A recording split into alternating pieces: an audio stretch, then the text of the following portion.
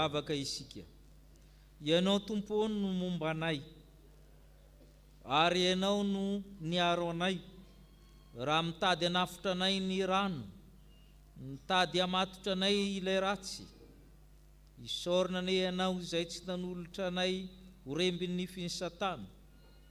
Tsy azo ny fandriky ny mpiaza, nitapahanao ny fandrika ka afaka izahay. Namonjy anay ianao taminay Kristy Jesosy mpamonjy anay tokoa, ka nahatonga anay ho zanak'Andriamanitra. Mitantana ny vimbina ny fiainanay koa ianao, ka nantratrara anay izao anio izao. Tsy noho ny herinay na ny tanjakay, fa ianao ny tantana, ianao ny vimbina.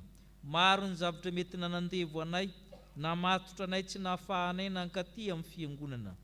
Kanefa noho ny amin'ny fanahy masina, fanahy ny fahafahana, dia tonga eto izahay. Kondera ny laza ny voninahitra ho anao Andriamanitra, izay nitantana anay nandritra izay herinandro izay. Koa ianao Andriamanitra no nateranay fisaorana, koa mianta aminao izay hamasino izahay, hamasino ny fotoana rehetra, hamasino ny liturjia ny sakramenta, mba ho anitra kasitrahana io masinao. Manao zao fanompom-pavahana zao izahay, hanomezam-boninahitra anao. Ko raiso Tompony ny fisaoranay, raiso ny fankalazana, fa ianao kosa hitahinay ny fitahim-panahy rehetra avy any amin'Anitra. Ko izaho amin'ny fisaoranay ianao, ary atambatray ny atakay amin'ny vavaka ny ampianaran'i Kristy izay manao hoe Reine.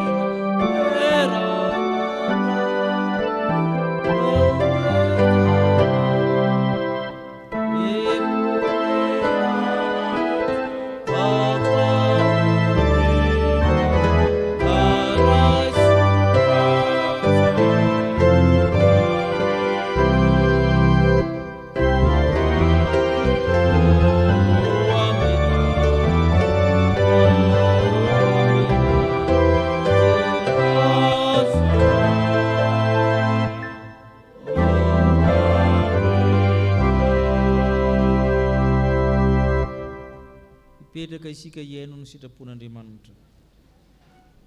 Manana ny didiny tokony tandremantsika ny Tompo, manana fitsipika tokony arahantsika izy. Ampahana amin'izany hita amin'ny Korintianina 2:12-20 Enotsika amin'ny fanajana tsara sady eritreretintsika tsara ny teny anambaran'Andriamanitra ny sitrapony. Hoy ny apôstôly masina, ny zavatra rehetra azoko atao, nefa tsy ary mahasoa avokoa ny zavatra rehetra. Ny zavatra rehetra azoko atao, nefa izaho tsy mety andevozin-javatra na inona na inona. Ahoana ary? Moa tsy fantatrareo fa amin'ny tenanareo dia tempolon'ny fanahy masina, izay ao anatinareo sady efa azonareo tamin'Andriamanitra, ka tsy tompony tenanareo ianareo, fa olom-boa vidy ianareo, koa dia mankalazà n'Andriamanitra amin'ny tenanareo. Sambatra ny lalana izay mandeha araka lalàn'i Jehova, sambatra izay mitandrina ny tenin'ny vavolombelony ka mitady azy amin'ny fony rehetra. Amen. Tsy nahatanteraka izany didin'ny Tompo izany isika, ndeha isika hanaraka izao vavaka izao. Tompo, nomenao fahafahana izay, nomenao fahalalahana izay atao amin'ny Kristy Jesosy. Mahazo misafidy izay tianay atao.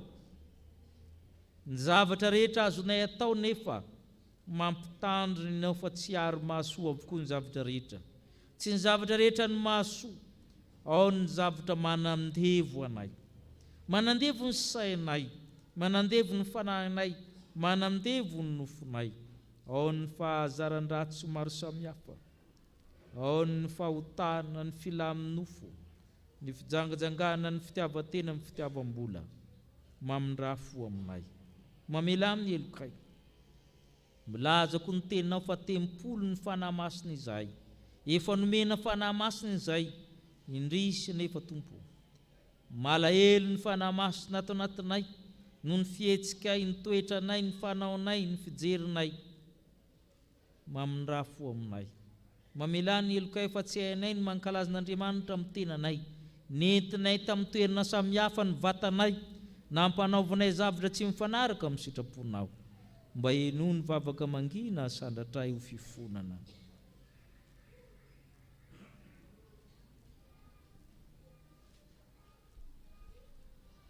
Na tamin'ny eritreritray, na tamin'ny fitenay, na tamin'ny nataonay, tsy mahasoa ary mampalahelo ny fanahy masina.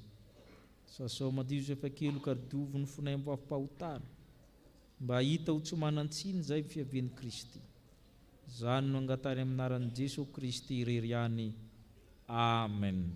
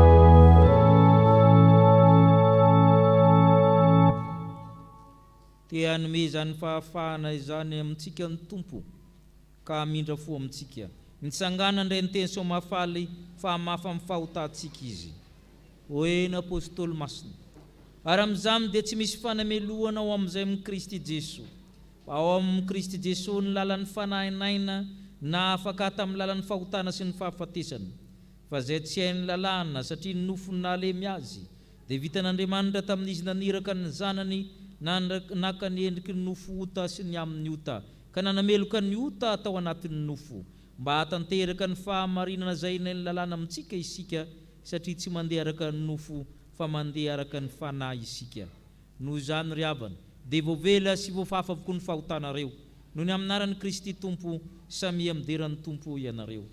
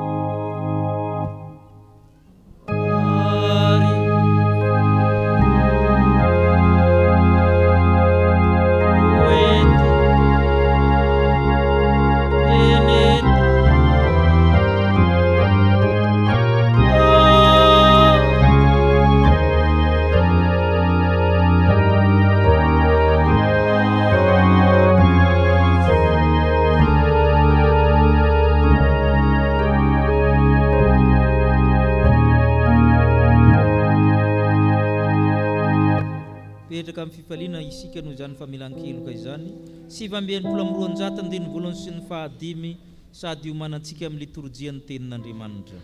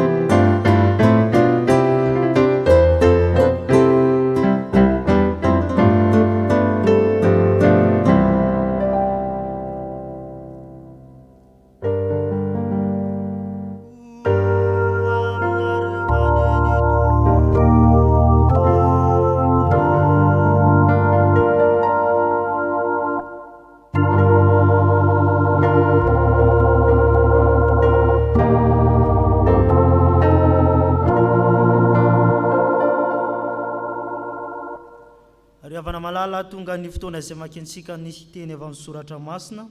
Ny vaky teny voalohany dia hitantsika ao amin'ny mpitsara toko faefatra andininy faefatra ambin'ny folo ka hatramin'ny faefatra amby roapolo. Amin'ny anaran'i Jesosy. Ary hoy Debora tamin'ny Baraka: miakara fa anio no andro anoran'i Jehovah ny sesera eo an-tananao. Tsy mivoaka eo anoloana va Jehovah, dia nidina Baraka sy ny olona iray alina nanaraka azy avy tany an-tendrombohitra Tabara. Dia nampifaritany Jehovah tamin'ny lelan-tsabatra sesera teo anoloan'i Baraka sy ny kalesy rehetra ary ny miaramila rehetra. Dia nidina niala tamin'ny kalesy sesera ka nandositra nandeha tongotra. Ary Baraka nanenjika nanaraka ny kalesy sy ny miaramila hatrany Aroseta. Dia lavo ny lelan-tsabatra avokoa ny miaramila ny sesera rehetra. Tsy nisy niangana na dia ray akory aza. Ary sesera nandositra nandeha tongotra ho any amin'ny lainy Jaely, vadiny Hebera Kenita, fa niafana Jabina, mpanjaka ny Azora, sy ny mpanjaka vaviny Hebera Kenita, dia nivoaka Jaela hitsenany sesera, ka nanao taminy hoe: miakara tomboky lahy, miakara ty amiko, aza matahotra. Ary rehefa niakatra ao anday izy, dia norakofa ny lamba firakotra. Ary hoy sesera taminy: masina ianao, ome rano kely sotroko, fa mangetaheta aho izany. Dia nanokatra ny siny hoditra nisy ronono izy, ka nomeny sotrony, ary dia norakofa ny indray izy. Dia hoy izy taminy: mitsangana eo am-baravaran'ilay, ka raha tahina misy afaka manontany anao hoe: misy olona vato, dia atao hoe tsia. Dia naka tsy manday Jaely, vadiny Hebera, sady nitondra tantanana teny an-tanana, ka nitsaitsaikana ankeo aminy. Dia natsatony tamin'ny firifany ny tsy manday, ka niatra tamin'ny tanany, fa efa renika ny torimaso sesera, satria sasatra ka dia maty izy. Ary no ny indro avy Baraka nanenjika ny sesera, dia nivoaka hitsena azy Jaela, ka nanao taminy hoe: avy aty, fa asehoko anao ny lehilahy izay tadiavinao. Ary rehefa tonga tao aminy izy, dia indro ny fatin'ny sesera niampatra teo, ary ny tsy manday teo amin'ny firifany, dia naetrin'Andriamanitra teo anoloan'i Jabina, mpanjaka ny Kanana. Ary ny tanànan'ny zanak'Israely ny anahery tamin'ny Jabina, mpanjaka ny Kanana, mandra-pandringana anazy. Amen. Mbola tohizantsika ny famakiana ny tenin'ny soratra masina. Izany dia ho hitantsika ao amin'ny asan'ny apôstôly. Asan'ny apôstôly toko 4:20, andininy 4:20 ka hatramin'ny 4:20. Izao amaky azy amin'ny anaran'ny Tompo. Ary nandeha ho any amin'ilay fitoerana fivavahana izahay, dia nisy ankizy-vavy anankiray manam-panahy mahavaly ny fanena taminay. Ary ny famoninana ataony nazahoan'ny tompony harena be, izay nanaraka amin'ny Paoly sy izahay, ka niantso hoe: ireo lehilahy ireo dia mpanompon'Andriamanitra avy indrindra, izay manoranareo lalam-pamonjena. Ary nataony tamin'ny andro maro izany. Ary sosotry Paoly dia nitodika taminy, ka nanao tamin'ny fanahy hoe: mandidy anao amin'ny anaran'i Jesosy Kristy aho hivoaka aminy. Dia mivoaka tamin'izany oro izany indrindra izy. Ary no nitan'ireo tompony fa very ny fanantenany azahoany harena, dia nisambotra amin'ny Paoly sy Silasy izy, ka nitondra azy ho any an-tsena any amin'ny lehibe. Ary efa nentina tany amin'ny gouverneur izy roa lahy, dia nolazainy hoe: ireto lehilahy jiosy ireto mampitabataba ny tanànantsika loatra, ka mampianatra fanao tsy mety ho raisitsika na ataotsika, fa romanina isika. Ary ny vahoaka niara-nitsangana amely azy. Ary ireo gouverneur nanaisotra ny lambany, ka nasainy kapohina tamin'ny hazo izy. Ary no nefa nikapohina mafy dia mafy izy, dia nataony tao an-tranomaizina, ka nasainy niambina azy tsara ny mpiandry tranomaizina. Ary rehefa azo teny toy izany raha lehilahy, dia nataony tao amin'ny tranomaizina anatiny indrindra izy, ary ny tongony no bolokiny mafy tamin'ny boloky hazo.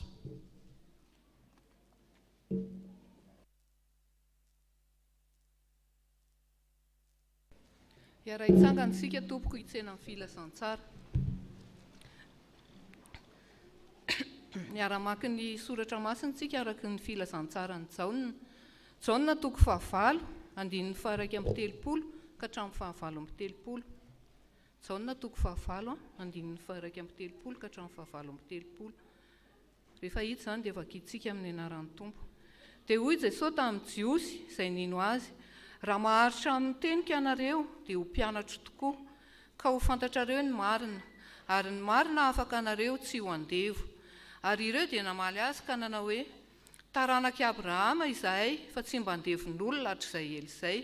Koa nahoana nataonao hoe ho afaka ianareo? Jesosy namaly azy hoe: lazaiko aminareo marina dia marina tokoa fa izay rehetra manota dia andevon'ny ota. Fa nandevo tsy mitoetra ao an-trano mandrakariva, fa ny zanaka no mitoetra ao mandrakariva. Koa raha ny zanaka no afaka anareo dia ho afaka tokoa ianareo. Fantatro ihany fa taranaki Abrahama ianareo, nefa mitady hamono ahy, satria ny teniko tsy mitombo ao anatinareo. Izay efa hitako tamin'ny ray no lazaiko, ary ianareo kosa manao izay renareo tamin'ny rainareo. Amen. Ray masino, manamasinana amin'ny fahamarinana, ny teninao fahamarinana. Amen.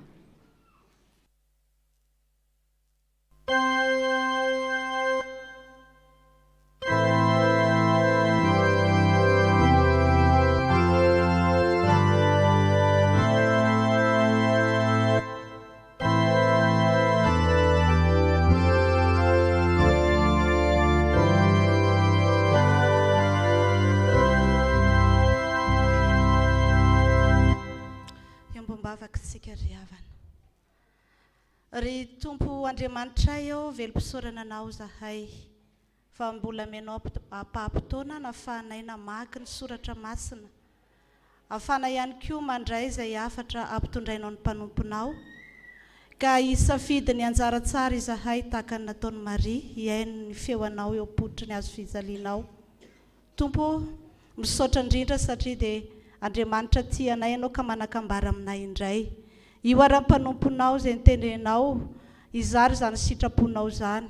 Ary aoka izay tabataba rehetra tsy ahafahanay mandre izany teninao izany dia tapahana amin'ny anaranao Jesosy Kristy, fa aoka ny feonao rery ihany no renay, ary engane mba ho tany lonaka ndry ny teninao ny fonay.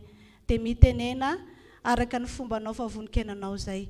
Amin'ny anaranao Jesosy Kristy ilay mpanafaka no anonanay sy anaovanay izany vavaka izany. Amen.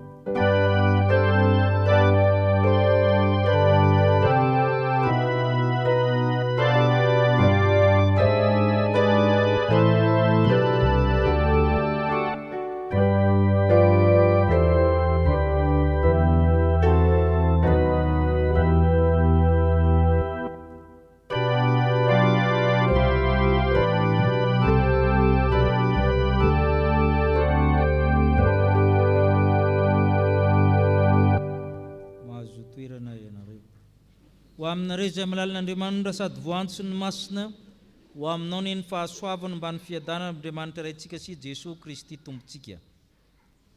Jaona 4:9. Jesosy nanao teny malaza hoe izaho ny fahazavana izao tontolo izao.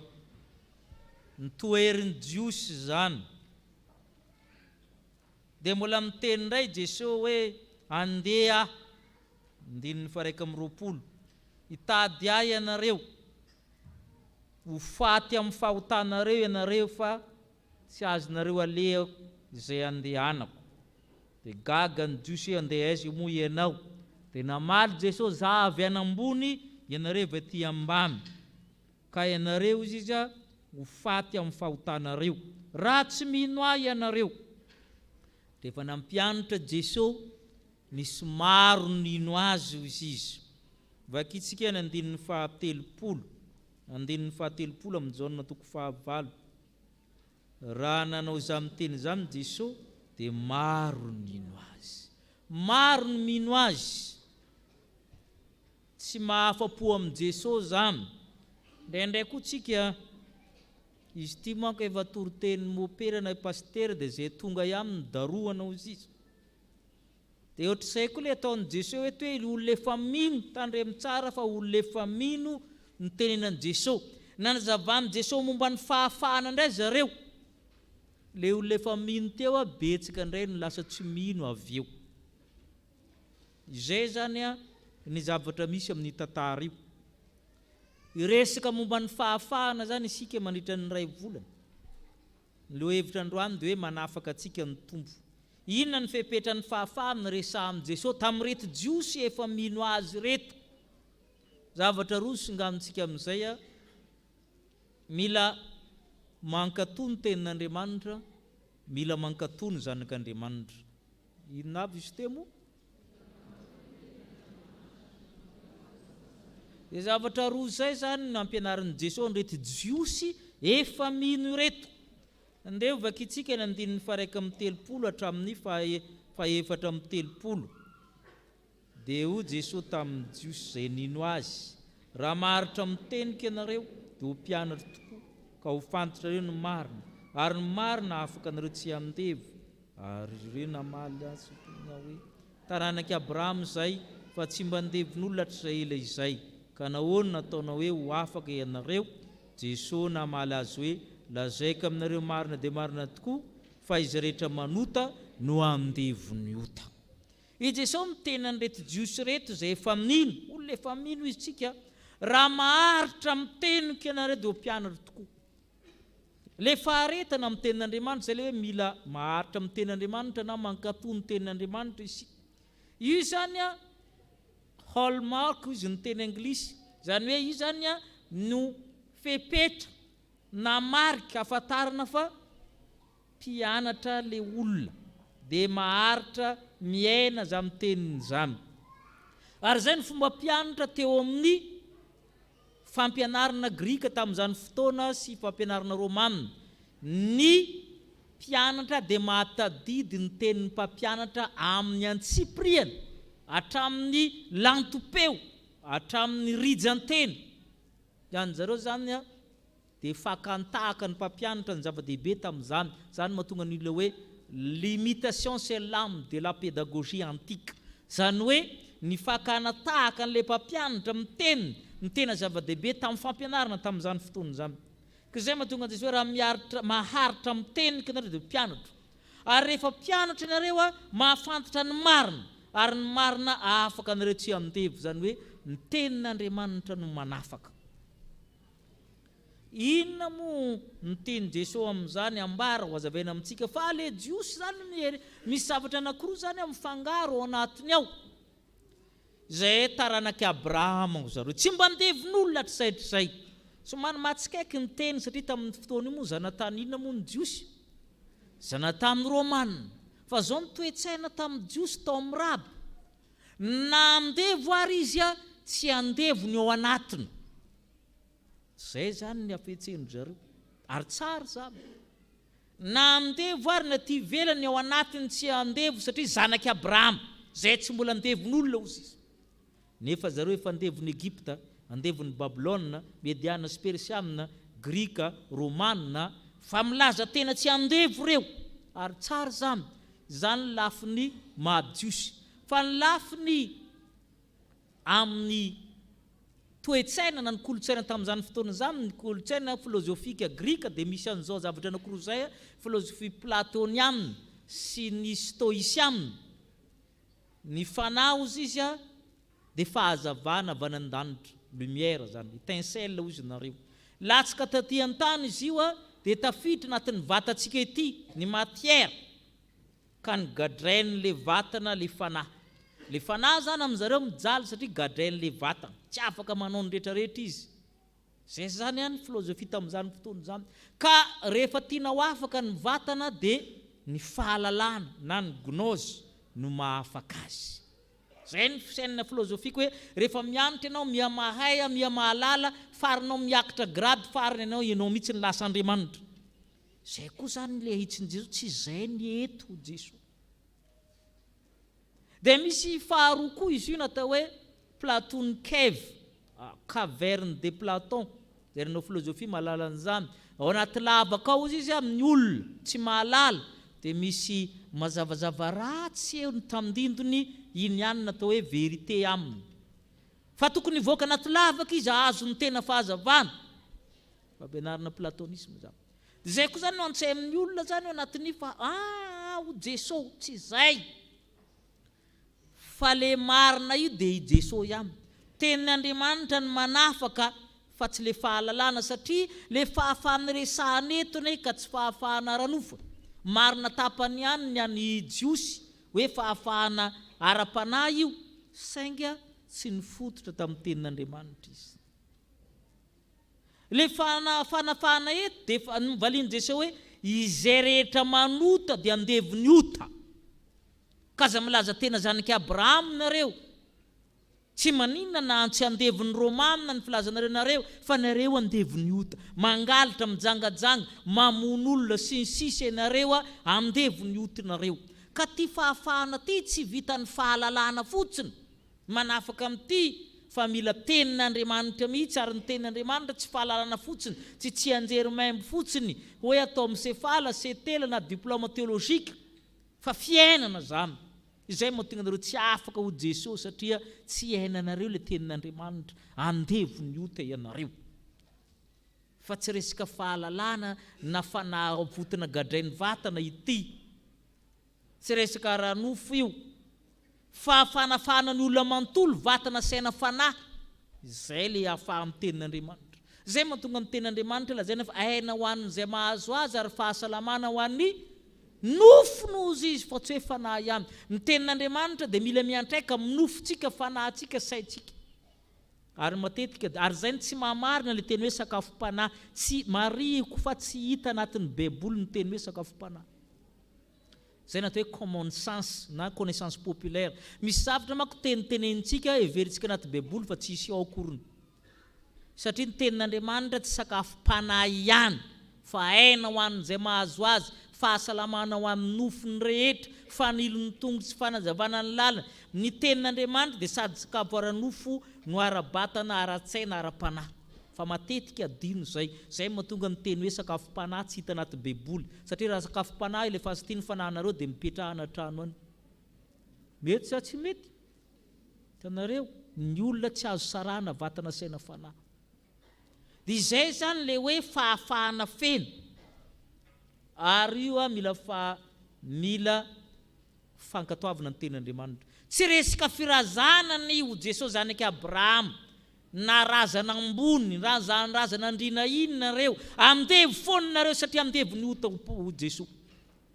Fa tsy hoe taranaky amina, fa ianao ve mpanota, raha mpanota ianao dia andevy ny ota, ka mila ahafaha amin'ny tenin'Andriamanitra. Ary zay no hitantsika ao amin'ny mpitsara. Andevy ny Jabina mpanjakan'ny tanàna ny Israely, resy tosika, nandevozina, dia nitsangana Debora mpamina ny vavy. Niteny tamin'ny Baraka, lehibe ny miaramila, ndana mamaly amin'izay ozy izy fa ho azontsika ny fahafahana sy fandresena. Hafahafa be hoe mpamina ny vavy miresaka ady. Raha tsy nankatoa tenin'Andriamanitra i Baraka dia tao izy niresy tao foana. Fa nanaiky Baraka na dia mpamina ny vavy ary tsy fandre matetika. Zay ny tapany voalohany nanaiky izy dia nahazo fandresena. Nampiadin'Andriamanitra ny miaramila ny Sisera samy izy aminy. Izy samy izy ihany ny fanao ambuskady amin'ny alina dia nanjary ny fandringana. Dia nifanenjika le lehibe ny miaramila anankiroa. I Sisera lehibe ny miaramila ny Jabina, i Baraka lehibe ny miaramila ny Israely. Matanjaka be i Sisera dia lasa aloha, sainga rehefa reraka tery aloha dia nitsofoka tamin'ny trano namana. Efa namana hatr'izay ireo, nisy vehivavy koa tao. Mandrosozy le vehivavy atao hoe Jaela. Dia nasainy natory fa reraka be, nomeny ronono.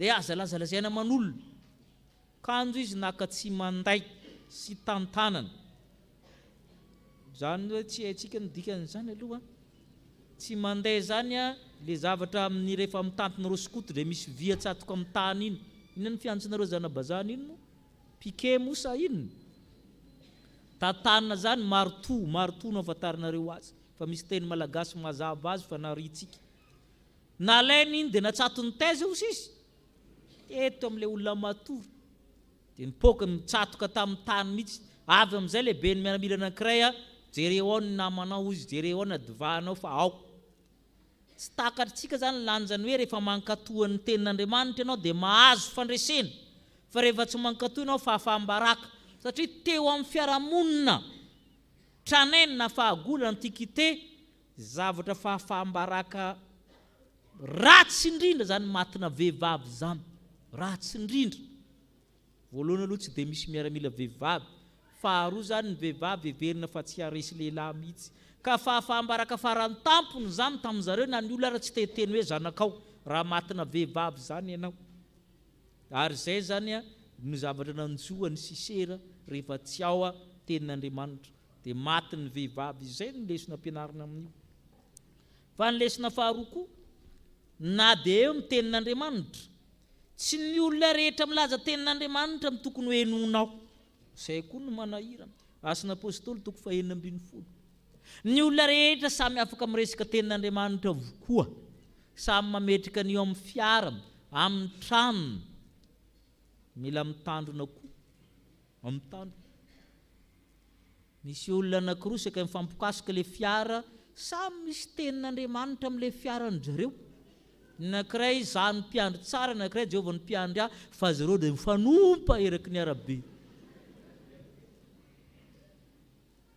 nefa mbola saika hikasika fotsiny le fiara zany ny fomba amin'ny olona zany keto amin'ity tantara ity zany misy ankizy vavy manana ny fanany piton na fiton bibilava zany izy io dia milaza zavatra marina ary milaza tenin'Andriamanitra mihitsy vola be azon'le tompony satria marina foana mitenen'io rehefa notaninao izy dia mamaly ary zavatra marina ary tsy azo ataoko nangananga satria sekrenao mivoaka eo vola be azon'ny tompony saingy rehefa nandeha ry Paul andeha hivavaka nanaraka le zazavavy miteny hoe reo mpanompon'Andriamanitra reo olona tsara reo manondro lalina marina reo dia volona demonia le miteny ao anatiny ao ary zay mahatonga antsika miteny hoe ny demonia koa dia mba milaza zavatra marina tezitra Paul zay tsy bekony demonia na milaza zavatra marina ary izy tandremo zay ry abana tsy ny olona rehetra milaza ny marina rehetra ny tokony arahanao ny teniny manahirana koa ny ty baiboly ty fa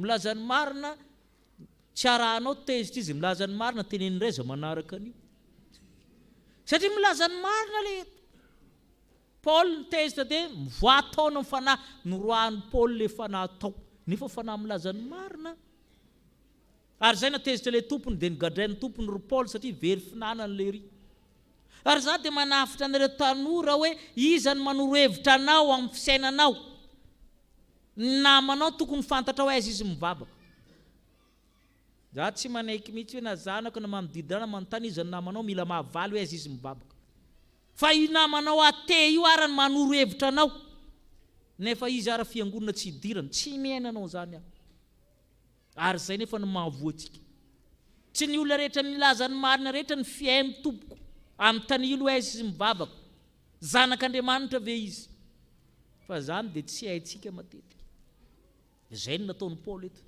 dia volo miteny amin'io na dia milaza marina azy izy dia zay tsy miaino an'io ary zany tokony ataon'ny olona rehetra hoe ahoana ary zany manahirina amin'ny tambajotra serasera velarina eo ny fiainanao manontolo vehivavy lehibe 70 taona ianao fiainanao velarinao ankizy seza miteny misarakia inona ny dira izy ara mbola tsy niditra amin'izany fiainan-tokantrano zany fa ianao ny teanao aminy eo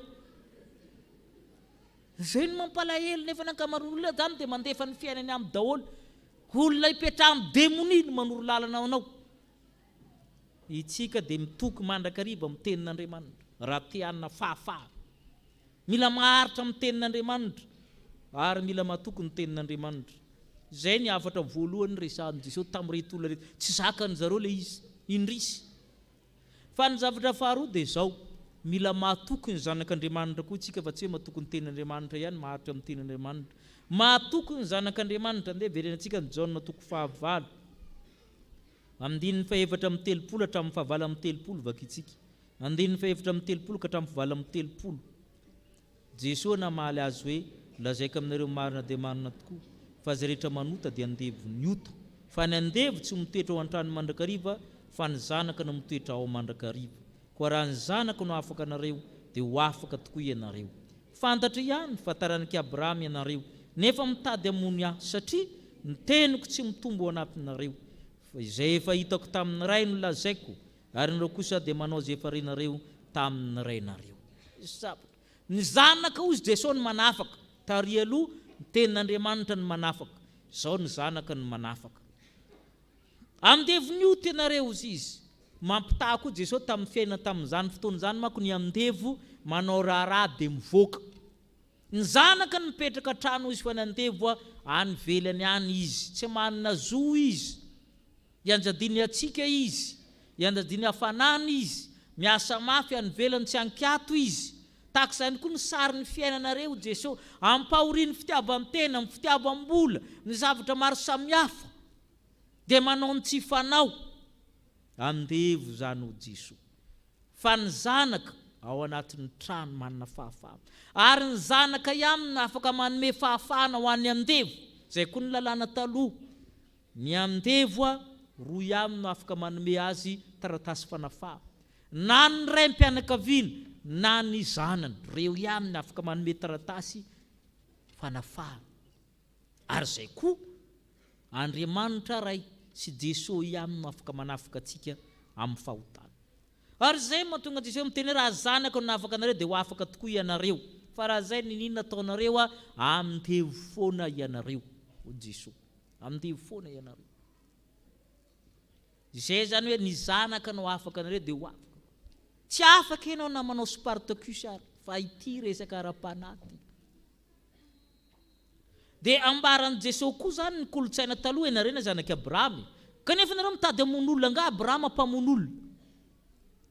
Satria izao, ny teniko tsy mahazo toerana ao aminareo Jesosy. Za koa tsy mahazo toerana ao aminareo.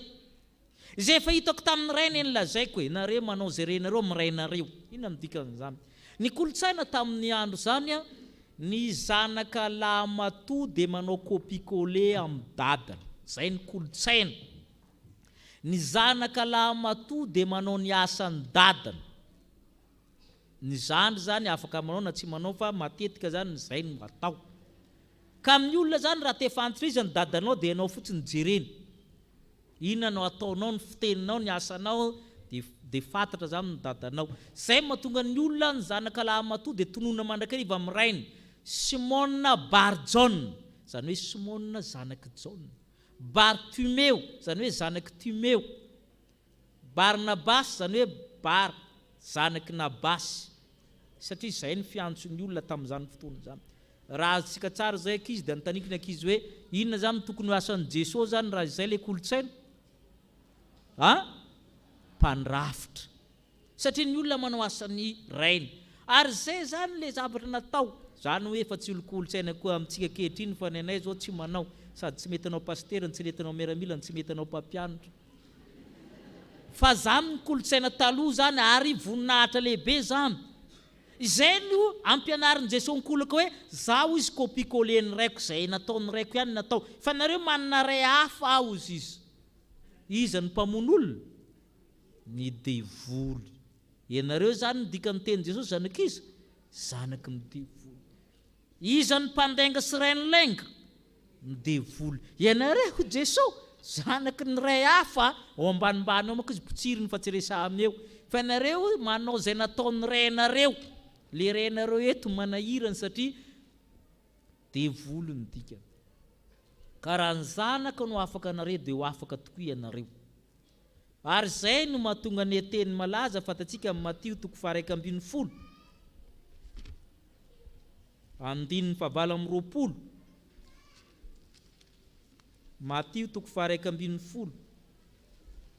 Andininy fahavalo amby 20 hatramin'ny 30.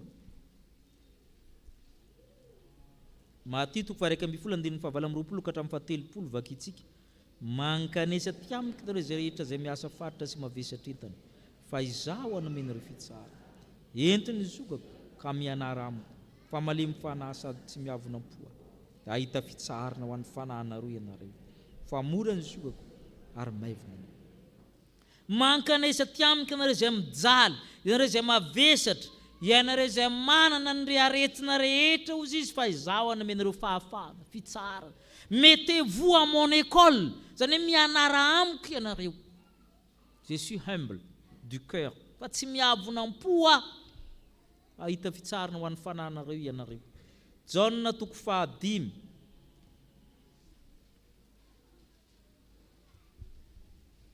Jaona 5:5 ny 7:7 ka hatramin'ny 7 fahavoazan'ny jiosy indray mianatra soratra masina mandrakariva nefa tsy mampiatra azy tsy mahita ny Jesosy ao ny fandiniana soratra masina dia mila miona amin'ny tompo ianao raha tsy miona tamin'ny tompo ianao ny mamaky baiboly tsisy dikany le nataonao. Jaona 5:7 sy 7 ahoana ozy izy dininareo ny soratra masina ary ireny manambara ahy kanefa tsy mety manatona ianareo hananonareo fiaina. Nareo jiosy jeretra fara-patra-pandinika soratra masina mianatra soratra masina ireny ne manambara ahy efa ahoana nareo tsy miona amiko ahoana nareo tsy manatona zay mahatonga nareo tsy manana fiainana ao anatinareo fa mijanona amin'ny fahandevozana. Zavatra anankiroa nampianarin'ny soratra masina antsika ampianarin'ny Jesosy. Rehefa tianana fahafahana dia mila maharitra amin'ny tenin'Andriamanitra. Tsy hoe fahaizana tsy anjery soratra masina io fa mila mandray ny Kristy ao anaty. Ary izay no mampiditra amin'ny zavatra faharoa hoe mila mankatoa ny zanak'Andriamanitra. Jesosy rery aminy no mahafaka antsika amin'ny zavatra rehetra rehefa maharitra amin'ny teniny isika. Ho an'Andriamanitra rery ny voninahitra ho amintsika ny fahafahana. Amen.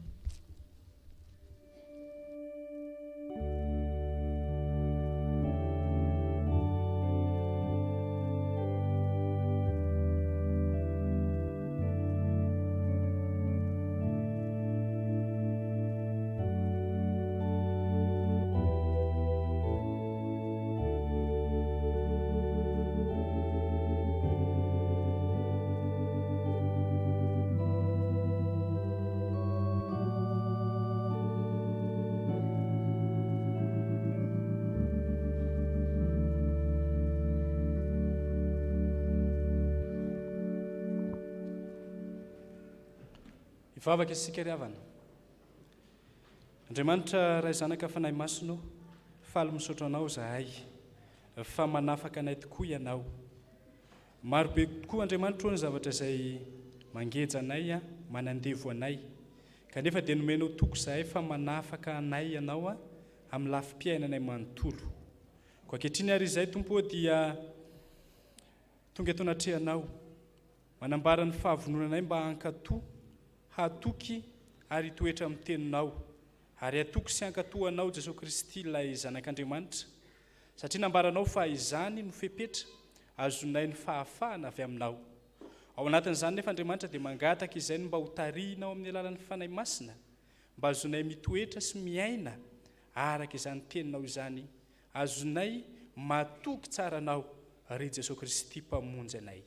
Marefo zahay ary kely tsy inona akory ka zany no hitalaonay mba hitarihinao anay amin'ny alalan'ny fanahy masina azonay miaina sy mankatony teninao mba ho tonga mpanompo mahatoky eo anatrehanao zahay. Dia misaotra Tompoany amin'ireo mpanomponao izay nandrotsanao ny fahasoavanao ka dia misaotra anao izy ireo ka apetraka feno am-pelantanao ny fiainany manontolo apetraka feno am-pelantanao ny hoaviny rehetra. Ao ny mpanomponao izay nandalo fandidiana dia tafavoaka soamatsara tao anatin'izany no ny fahasoavanao dia isaorana anao izany Andriamanitra ary akinina eo am-pelantananao ny fiainany manontolo. Za rehetra mahasoa anay apetraka eo am-pelantananao Andriamanitra ilay mpihaino vavaka sady mpanafaka anay amin'ny anaran'i Jesosy. Amen.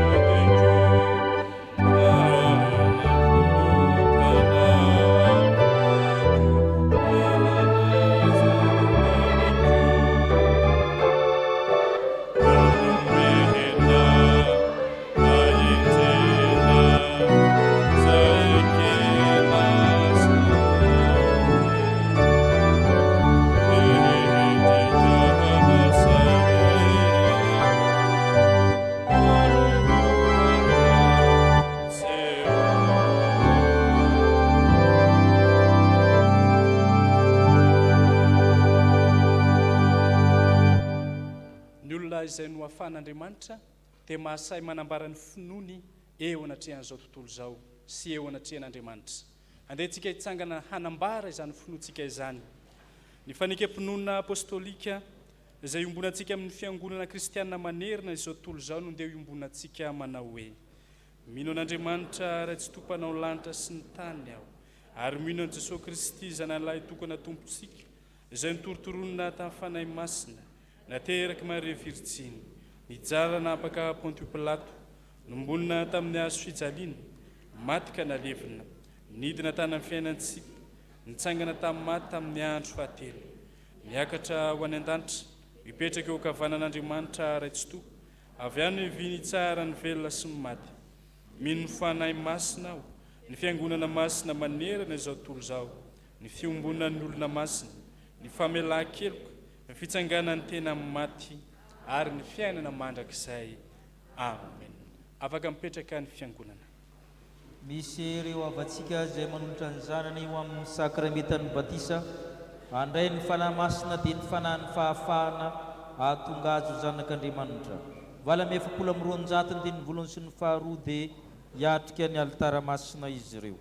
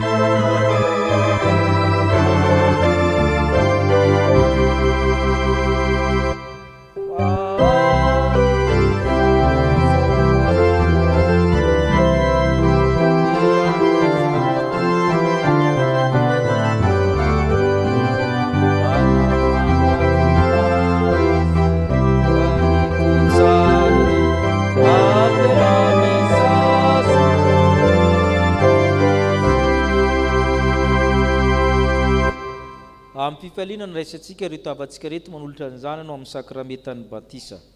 Okaro enotsika ny teny fanorenana izao sakramenta izao.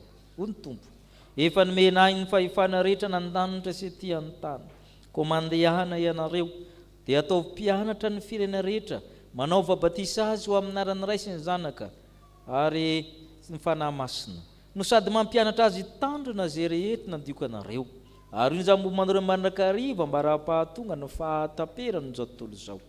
Ary oriko ny fanakeko ny Tompo ho amiko saminao, mba mitaranaka mandimby anao hatramin'ny taranaka fara mandimby, mba ho fanekena mandrakizay, mba ho Andriamanitra sy ny taranaka ao aho, ary ianao kosa dia ho zanako, fa ianareo rehetra dia zanak'Andriamanitra amin'ny finoanan'i Kristy Jesosy.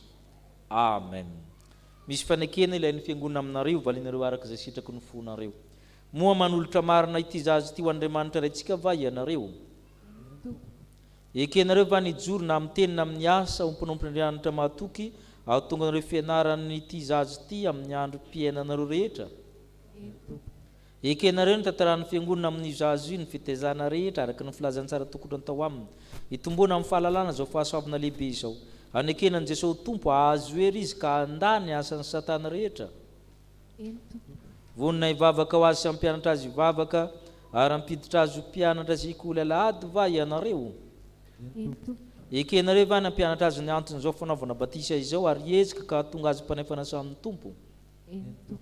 Mangataka anareo ary todika any amin'ny fiangonana hamaka ampahabe maso izany fanekenareo izany.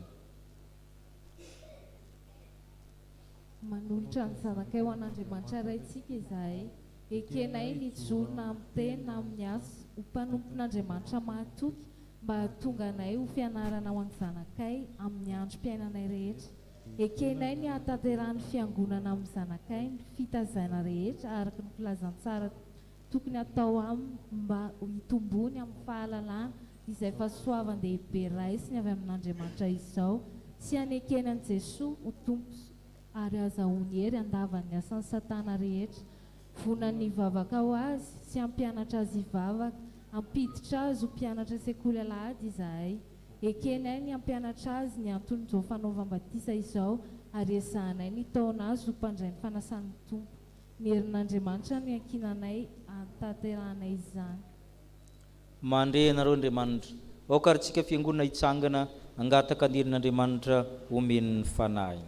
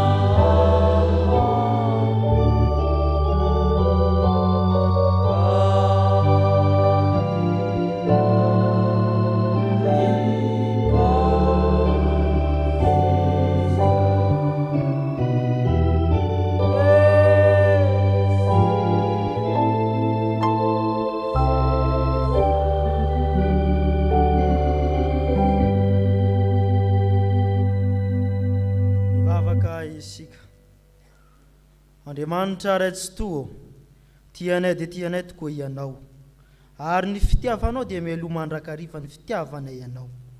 Tsaronay izao ny didin' Jesosy Kristy tomponay sy ny teny fampanantenany nomeny tamin'ny nanorenany sakramentany batisa. Koa mitalao aminao izahay ray io, manatrehanay aoka ny fananao masina, hanome hery ny asa tanterahanay eto ampanaovana izao batisa izao. Rano mamelomelona ny zavaboary ity, ary manasa ny lotony nofo, mba ho famantara ny fanadiovana anay ho amin'ny fiainana vaovao amin'ny Kristy ane izao. Ity zaza tao batisa ity ane, ho voaray mandrakizay ho amin'ny fanekenao, ampitafio ny zanakao izy, ampiraiso amin'ny endrika aminao izy noho ny asa ny fananao masina, mitarika azy isan'andro isan'andro amin'ny voninahitra mandrakizay. Faly misaotra anao zahay Tompo, fa tanteraka ny faniriany reto ray aman-dreny reto, miombonay nao amin'ny Jesosy Kristy ny zanany, ka isany vahoaka ny fanjakanao Andriamanitra. Ny angatanay fiangonana dia nitehirizanao ity zaza ity, eo ambany fahasoavanao, ka mba ampamirapiratra azy hatramin'ny farany ianao, ny amin'ny fivavahana aminao. Ampio ny ray aman-dreny sy ny mpiandrika, mba azahoany manatanteraka ny fanekena nataony teo anatrehanao. Ombany fahasoavanao any niezaka rehetra ataon'ny fianakaviany sy ny ray aman-dreny ary ny fiangonany amin'ny fitezana ity zaza ity. Angatahany amin'ny anaran'i Jesosy Kristy tomponay izany vavaka izany. Amen. Petraka ny fiangonana.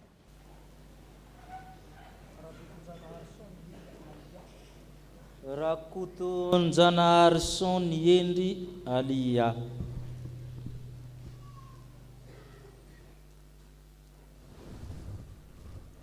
Iza manao batisanao amin'ny anaran'ny Ray sy ny Zanaka ary ny Fanahy Masina. Amen.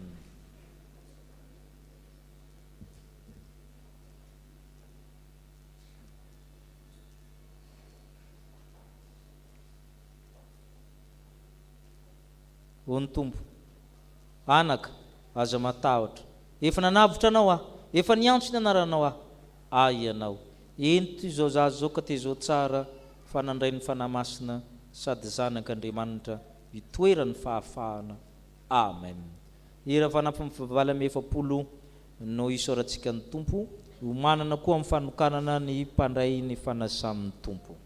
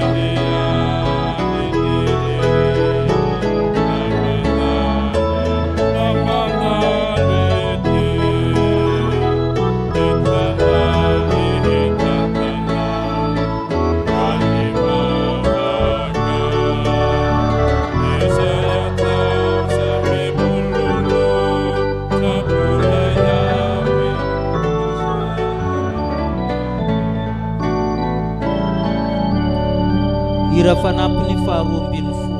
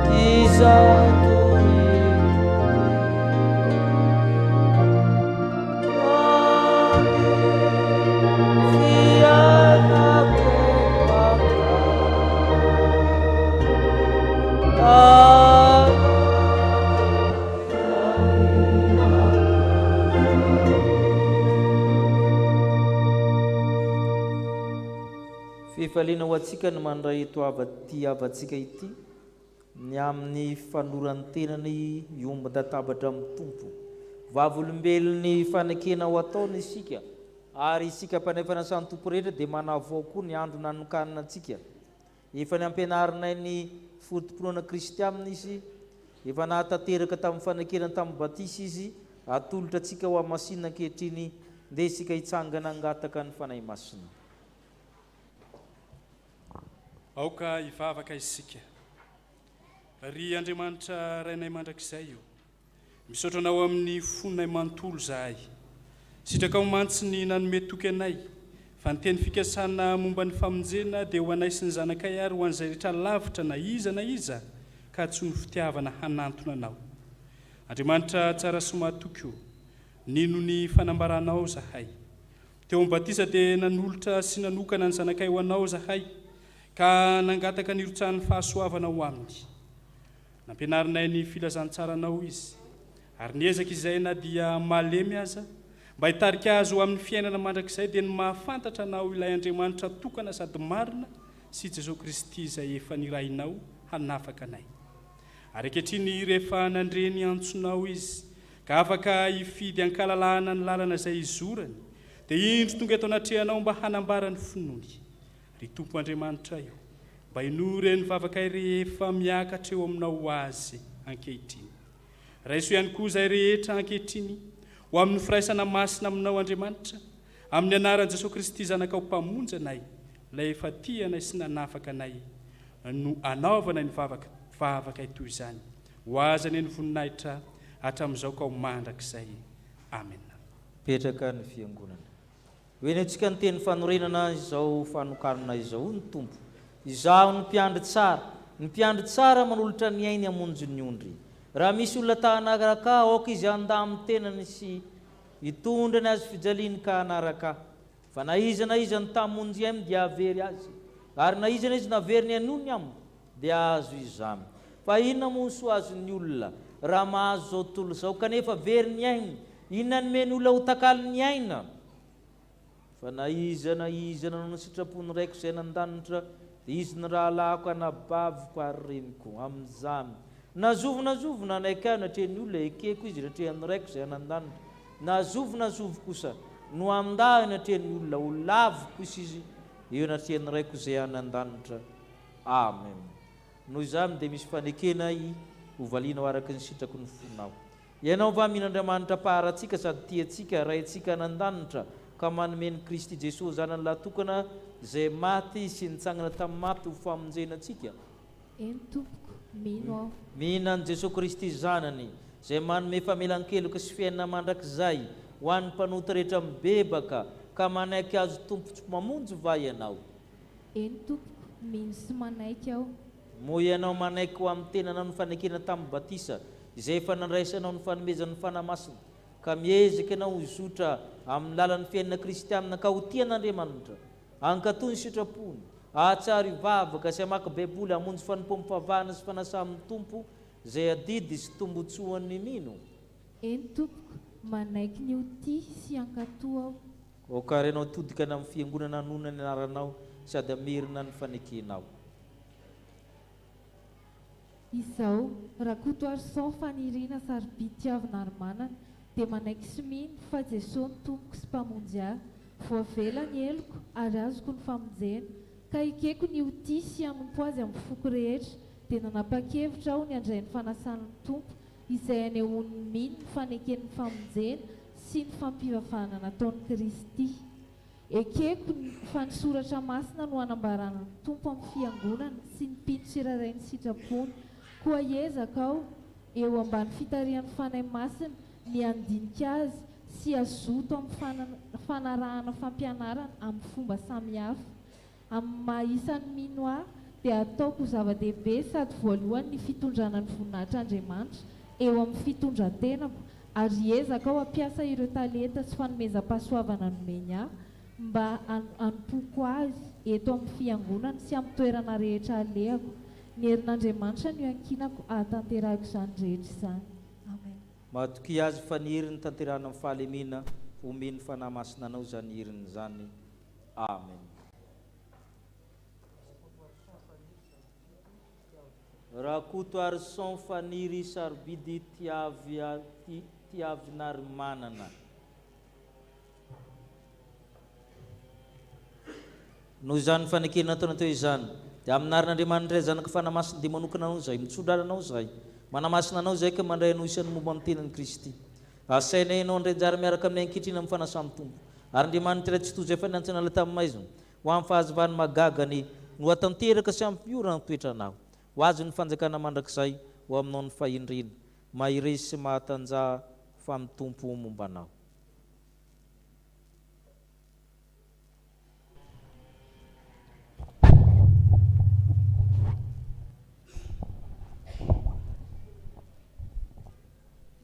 Ivavaka isika.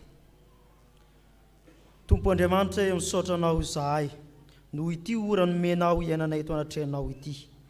Petraka eo an-tananao ray eo ity mpanomponao izay voavina namafy ny ampabe maso ny fanekena taminao.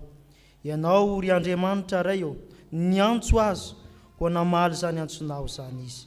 Da io ny fanapahan-keviny toetrany amin'ny fahatokinanao ka mba omeo azy ny hery aharetany amin'izany noho ny amin'ny fanahy masina.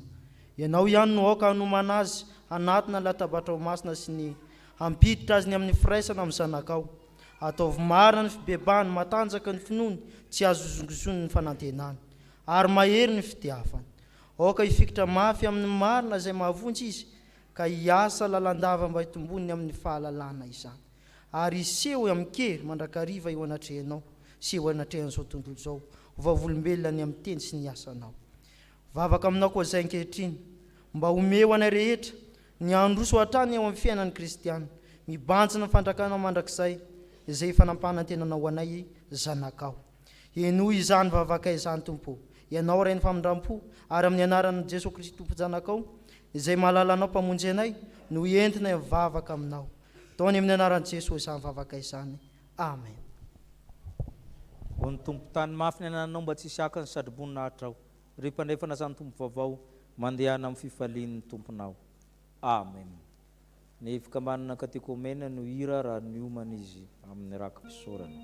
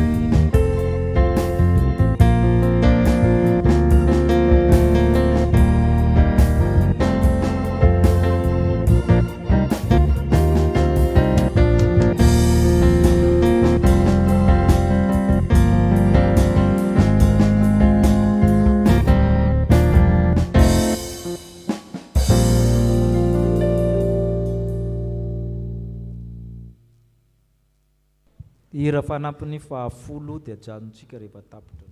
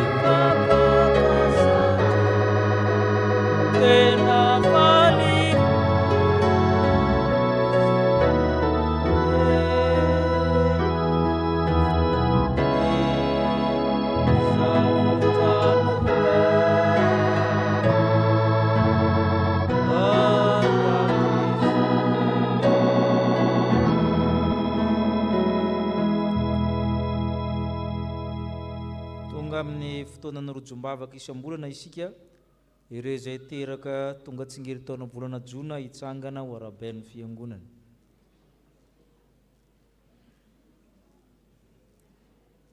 Ireo izay natsiary fahasoavana manokana hideran'Andriamanitra hitsangana.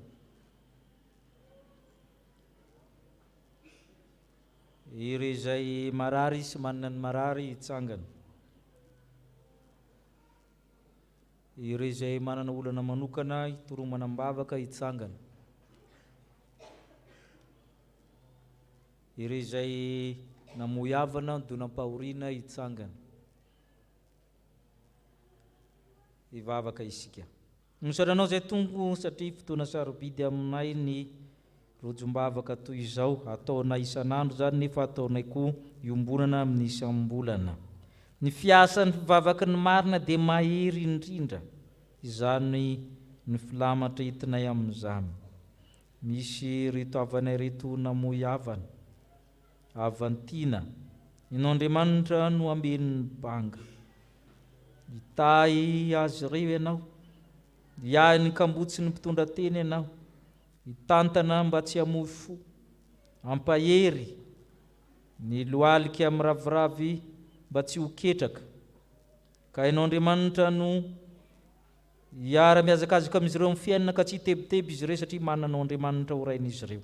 Kiadiny kamboty tokoa ianao ary miahony tsirairay, mahafany ranomaso amin'ilay fanahy fampinoana fanahy mahery fa tsy fanahy osa hitantaranao azy ireo amin'ny fiainana ho avy rehetra. Ka ampiona soamantsara amin'ny fanantenana amin'ireny havana notomandry ireny raha teo ianao. Ianao ny fampinonana ampionanao izy ireo. Misy ny manana olana amin'ny endriny maro samihafa, amin'ny fitsarana amin'ny tenany, amin'ny tokantranony amin'ny zanany, amin'ny fiarahamonina. Eny, very asa tsy anasa kely fidiram-bola, amin'ny endriny maro samihafa zany olana izany. Andro mahory zao andro iainana izao, ka meteza ianao tompo, fa miasa ianao tsy misy marombaka eo am-pelantaranao. Tananao tsy fo fa mahavonjy ary sofinao tsy mbola lalovina fa mahare ny fitarainana ianao. Mitenena aminy manao hoe hitako ny fahorian'ny oloko, midina izao amonjy azy. eny midinanao tompo amin'ny fanahy masina, anome vahaolana sy olona mba hifamonjy aminy, mba hifanome hevitra aminy, ka ny fanahiny fanoloran-tsaina sy ny fahazavan-tsainana eomba azy hiatrehany izany olana izany. Misy ny marary ankehitriny atao amin'ny fiangonana, ivelan'ny fiangonana amin'ny toeram-pitsaboana, amin'ny toeram-piasana, toeram-pianarana. Misy tratry ny loza tapatongotra, misy marary mbola tsy mifoha ankehitriny, misy ny azo ny aretina mafy, ary ao ny mamiadana sy ny aretina maro samihafa izay mety hankivy anay. Apatsa ivo anay fa tsy tompony teny farina izao tontolo izao, ety amin'izao tontolo izao nahitenareo fahoriana fa ianao efa naharesy izao tontolo izao. Ny zavatra rehetra dia ennemi. Ny fandresena ety maharesy izao tontolo izao dia ny finoanay, tompo amin'ny fitombony finoanay. Anome hery ny fanafody ampiasaina ianao no horohevitra ny mpitsabo, anatanjaka ny finoana ianao ho an'izay tsy mampiasa fanafody rahateo. Amin'ny anaranao ny kasiana azy ireo, ka hiteny ianao sitrahany amin'ny aretinao. Iaro ny ainitsidona nandavaka ianao ny fahasalamana omenao, ny hery sy tanjaka toy ny an'ny voromahery, ka matoky izay fa sitraninao izy ireo. Nahazo fahasoavana reto avanay reto, misy ny tsinam-poizy ny taona nangatahan'ny fatratra, amin'ny endrina ranofo ara-pananana ara-panahy, ara-piainana ara-piarahamonina. Ianao no manome, mahalala manome izay mahasoa ianao. Tsy manome vapo tosolon'ny mofo ianao, na menarana son'ny azan'ny rano, fa manome ny mahasoa tokoa. Ka mideranao izy ireo mankalaza anao mijoro ho vavolombelany amin'izany. Tratry ny tsingeritaona reto avanay reto, mampianaranay anisan'ny andronay hanananay vohendry. Atao vihendry noho ny mpampianatra azy izy ireo, atao vihendry noho ny fahavalony izy ireo, atao vihendry noho ny antom-panahy izy ireo. Ka ianao Andriamanitra no ampitombo ny andro iainany, anao vakin'ny taona hiatrehan'ny volana jona manaraka indray, ka fifalinany tokoa ny arabany azy ireo. Kehitriny izay mivavaka ho an'ny tsirairay raha mipetraka na ny mitsangana ny tokotany na ny manaraka amin'ny tambajotra serasera. Ianao no jera azy ireo tsirairay avy, isam-baravarana, isan-dohan'olona. Mamina zavatra omena azy ireo tsirairay avy ianao Tompo, meo azy ireo araka nabeny rafonao. Ianao Andriamanitra mahatsiaro, satria Andriamanitra mahatsiaro ianao. Ianao Andriamanitra mahita, satria Andriamanitra mahita ianao. Ka mijery ny tsirairay avy ianao, ka mahita ny Jesosy zanakao amin'ny tsirairay avy, valio vavaka izay mahasoa anay dia omeo, satria ianao ihany no mahalala izany. Izany nangatany amin'ny anaran'i Kristy ilay efa tia anay. Misaotra Tompo. Amen. Tratry ny tsingeritaona nareo dia mahasoavana indrindra. Hiditra amin'ny vaovaon'ny fiangonana isika dia marana azy ny fiarabanan'ny reny.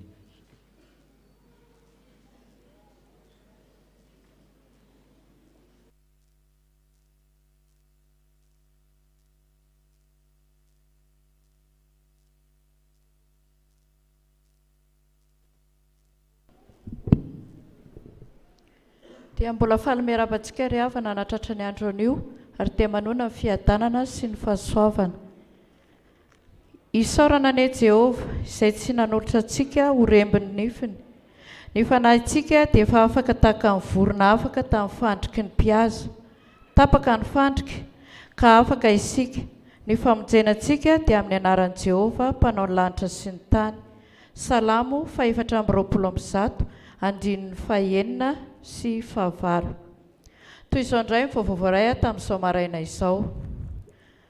Ho fampiomanana antsika mpianakavin'ny finoana dia ny alahady 2 volana Jolay no alahady itsotrona am-bavaka ny ray aman-dreny Dr Rakototsafy Mikaela Menakavy, ka izy ny valopy izay ho zaraina amintsika ary averina amin'ny fotoana io. Ny soutenance amin'ny pasteur Tahiry dia ataony zoma 14 volana Jolay eny amin'ny fakulté Ambatonakanga. Koa manentana antsika mpianakavin'ny finoana ny sampana, ny fikambanana, ny amin'izany fanomanana izany. Ka ny taratasy mahakasika ireo zavatra ilaina dia azontsika raisina ao amin'ny bureau mpitandrina mizatra raha. Noho izany dia misy ny fivorian'ny komity iarahana amin'ireo filohan'ny sampana ny alahady 17 volana Jona mirava fanompom-pivavahana. Ny fiaonam-bean'ny Moneria dia atao any amin'ny FJKM Amborongony Toliary ny 7 ka hatramin'ny 1 ny volana Jona ho avy izao, ka ny fiaingana dia ny alatsinainy 5 ny volana Jona amin'ny 2 ora eny amin'ny Moneria HJRA. Mandalo amin'ny bureau secrétariat ireo rehetra izay andeha amin'izany. Ny fizarana fanomezana ho an'ny fianakaviana sahirana izay efa fanao ny fiangonana iarahana amin'ny sampana Dorcas dia atao ny sabotsy 24 ny volana Jona eto am-piangonana, dia manentana antsika mpianakavin'ny finoana ny sampana ny fikambanana ny amin'izany fanampiana ho an'ireo havantsika ireo. Vaovao an'ny sampana Sekolelahady finaritra. Ny famerenana dia mirindra dia atao ny sabotsy 10 ny volana Jona amin'ny 7 ora maraina eto am-piangonana. Ny famerenana farany io ho an'ireo mpianatra. Ny fanamiana anaovana ny alahady 21 ny volana Jona amin'ny herinay anio izany, ny mpianatra t-shirt vaovao dia matroka ny ambany, ny mpampianatra ny vehivavy polo vaovao miampy jupe vert émeraude, ny lehilahy polo vaovao miampy pataloha vert émeraude, ny fiangonana manontolo dia polo vaovao. Avy amin'ny komitiny 70 taona Sekolelahady. Ny 12 Jona ho avy izao no ivon'ny fankalazana amin'ny 70 taona, kosamia mitondra mibavaka izany fotoana izany. Ny fizarana polo antsika mpiangona dia ny alahady 14 ny volana Jona araka ny fandaminana efa nolazaina teto ao amin'ny akany ambony aorian'ny fanompoam-pivavahana. Misy apahany tsy vonona androany dia afaka alaina ny sabotsy 10 ny volana Jona na ny alahady 21 ny volana Jona. Misy t-shirt natokana ho an'ny mpianatra Sekolelahady, mbola tsy vonona no ny antony ara-teknika teo amin'ny mpanjaitra, ka ny sabotsy 10 ny volana Jona sy ny alahady no izarana izany. Mbola afaka mandray komandy androany ho an'ireo izay mbola tsy nanao, maneho fialan-tsiny noho izany ny birao sy ny komity. Ny fanjifana ny be sakafo kosa dia mitohy hatramin'ny alarobia 7 ny volana Jona ho avy izao, ary afaka manatona mpampianatra Sekolelahady izay manam-paniriana ny andray anjara amin'izany. Ny fandoavana ny sandany bie ho an'ireo izay mbola tsy nahatanteraka izany dia afaka raisina androany sy ny androny 21 ny volana Jona ihany koa. Ny valopy rakim-pisaorana ho an'izay manam-paniriana andray anjarany amin'izany afaka raisina eo ambaravarana aorian'ny fitaovam-pivavahana. Ireo mpampianatra izay mbola tsy nahavita pointage-ny bie dia iangaviana anatona Monsieur Njara na Mademoiselle Faniry aorian'ny fanompoam-pivavahana. Ny alarobia 7 ny volana Jona manomboka amin'ny 3 ora hariva no fivoriam-ben'ny komitin'ny fankalazana, koa manentana ny fatongavany maro. Manamafy ny fisaorana ho anareo mpianakavin'ny finoana eto amin'ny chapelle Pahibea sy ny zanakam-pielezana, ny birao sy ny komitin'ny fankalazana tamin'ny faneho-pitiavana sy ny fanohanana naseho anareo tamin'izao fankalazana taonjobily izao. Sampana VFL finaritra. Androany no fakana ny gâteau fête des mères izay nataon'izy ireo alaina ao amin'ny akany ambany. Ny tapakila fandraisana anjara ho amin'ny gâteau fête des pères dia efa azo jifaina any am-pikambana. Asaina am-pikambana VFL rehetra mba hijanona aorian'ny fanompoam-pivavahana. Sampana tanora kristianina. Miarahaba amin'ny anaran'ny Tompo, hisaorana isika fiangonana tamin'ny fandraisana anjara tamin'ny Crispy Chicken izay natao tamin'ny alahadin'ny Pentecoste sy ny varotra tamin'ny alatsinain'ny Pentecoste. Misaotra tompoko ho an'Andriamanitra irery ihany ny voninahitra. Fikambanana katekômène. Misaotra an'Andriamanitra lehibe fa totosa soamantsara ny journée bloquée nataonay katekômène ny zoma sy ny sabotsy teo, ny verina anio alahady. Misaotra ireo mpitandrina nanolotra amin'ny fampianarana tamin'izany.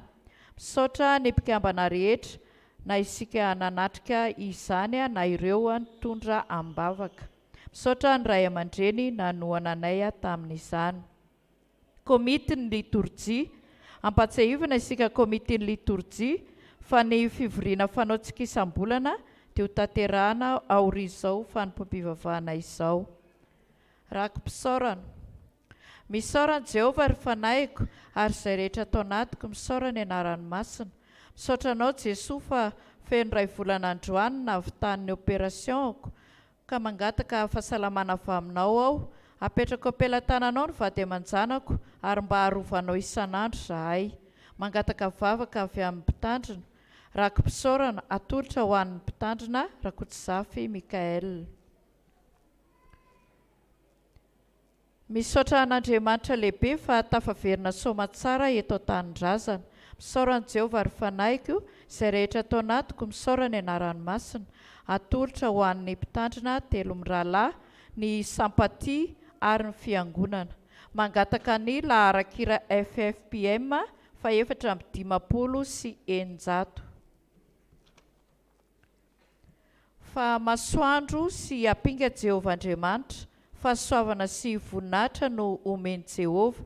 Rakom-pisaorana no nanokanana io mpandray fanasan'ny tompo, atolotra ho an'ny pastera telo mirahalahy. Isaorana ny Andriamanitra no ny fanomezana tsy azo tononona. Rakom-pisaorana no ny fahasoavana noraisina avy tamin'i Jehovah ray, atolotra ny mpitandrina telo mirahalahy sy ny fiangonana.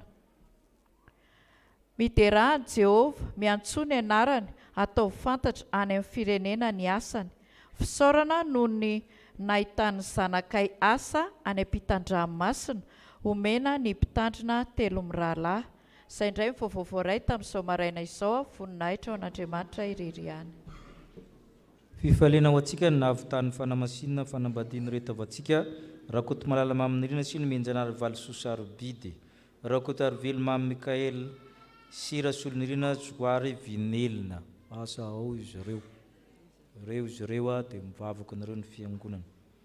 Ny vadin'ny mpiomana mpitandrina ary amin'ny fakulté théologie Mbatrakanga dia mivarotra voninkazo ao ivelany ao dia manasa antsika izy ireo. Ny tantely dia mbola misy isaorana ny fanampitsika ny paster Eriko fa tamin'ny herinandro teo ny sidina lasa nivelany le zaza ho tsabona. Zay ny antony naovantsika opération tantely teo dia misaotra antsika rehetra zany nandray anjara tamin'izany.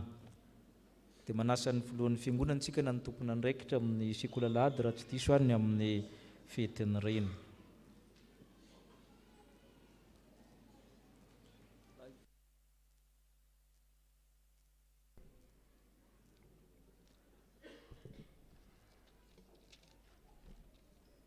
Ampitombona aminareo anie ny fahasoavana mampiadanana avy amin'Andriamanitra ray sy Jesosy Kristy Tompo ary ny fanahy masina ilay mpanahy vao mpananatra atsika.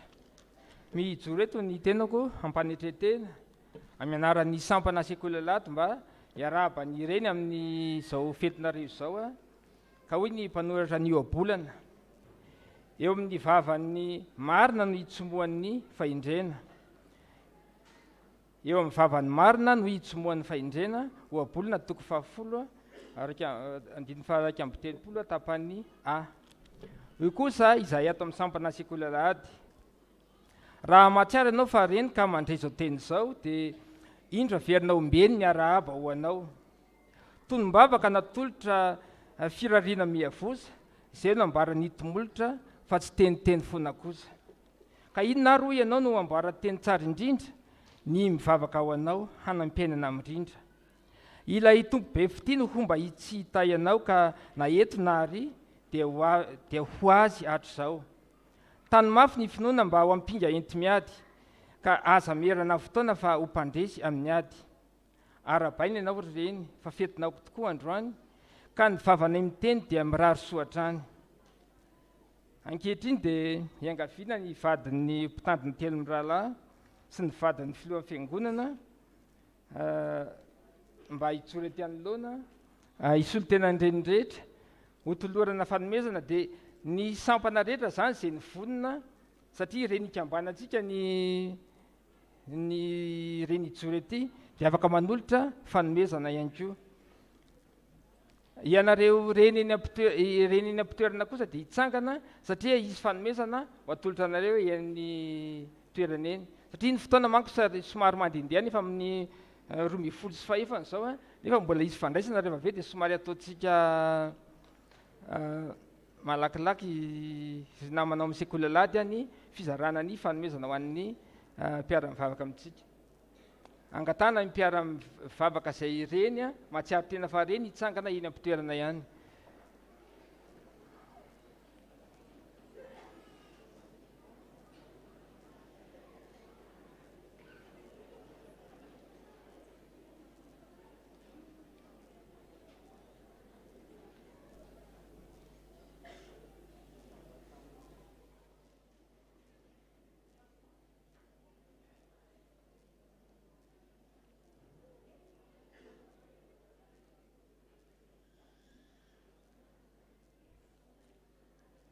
Kely le fanomezana fa ny fomanolotra no mameno azy araka amin'ny fitenitsika mahazatra.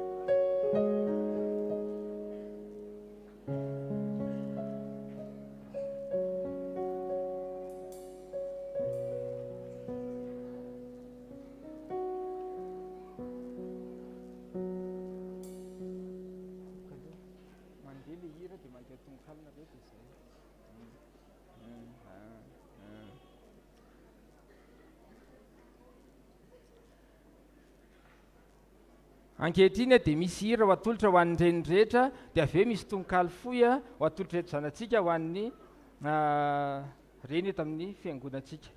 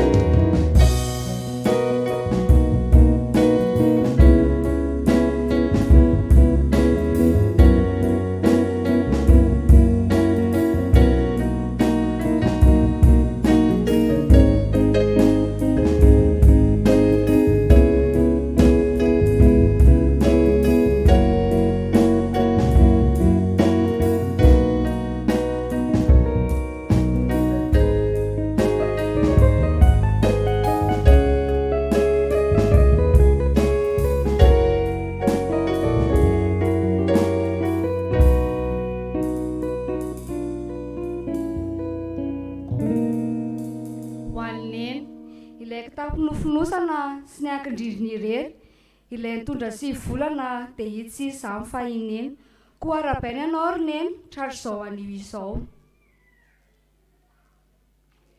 Neny, ianao ilay tokana eto an-tany tsy nitandro asa sarana fa nikely aina hatrany. Hotahiny tompo anie ianao sy ireo ankohonanao. Tiako ianao roneny ka hajaiko sy lalaiko ireny anandrao ireny ho voaraikotra ao an-tsaiko. Neny ô, tiako loatra ianao ka indro ao mirary soranao ho salama lalandava hijoro an-tranona dia maro azy ireo mpandrava ianeko fity sady ho tahian Jesosy be fity. Koa arabaina ianao roneny mahatsiaro anao ety Kambody kely nefa na dia izany azy dia mirary fety mamy ho aneny rehetra eto an-tany.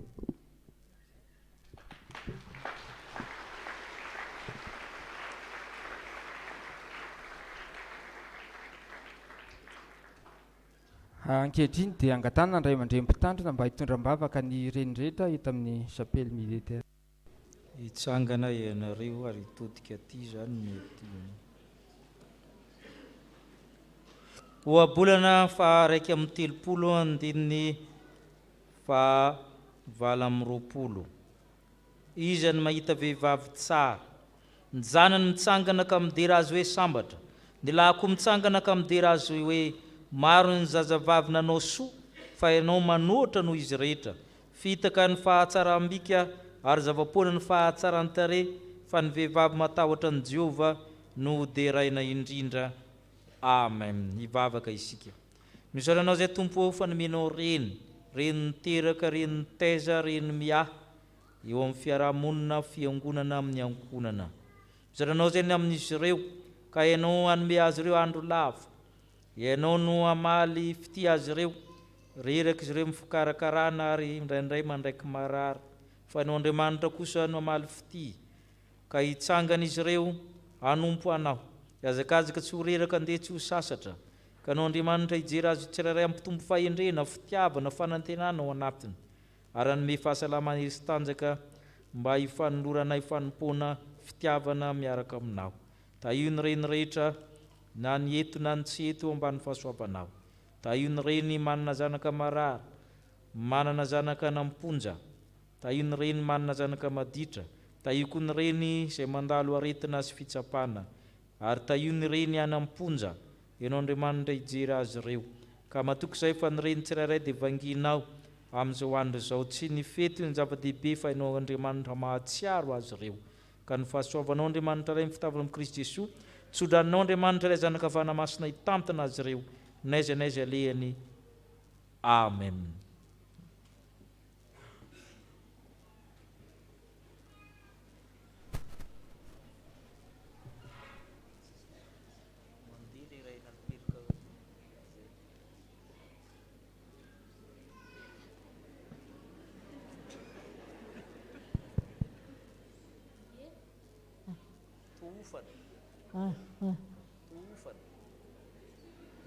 Anao tsy anjery zahay.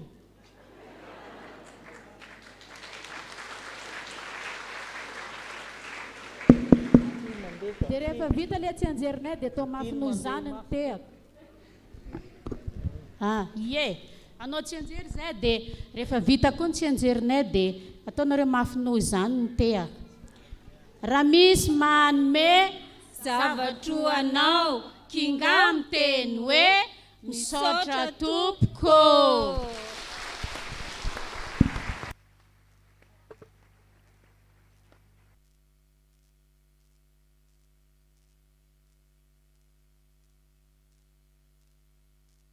Dia mirary soa ny reny rehetra zany a ny amin'izao andro anio izao. Sotra ny filohan'ny sekolalahitsika na tanteraka izany. Iroso amin'ny rakitra isika, ao ny dekona tanteraka an'izany.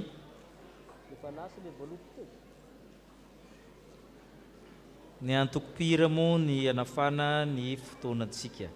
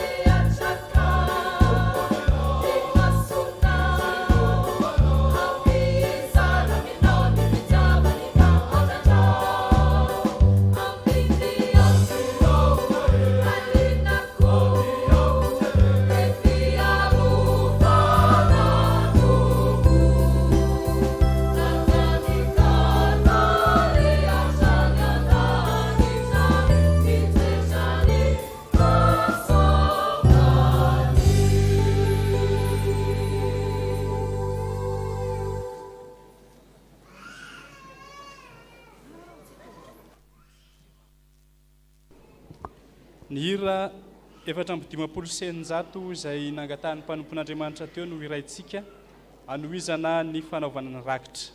Hira 450 sy eninjato.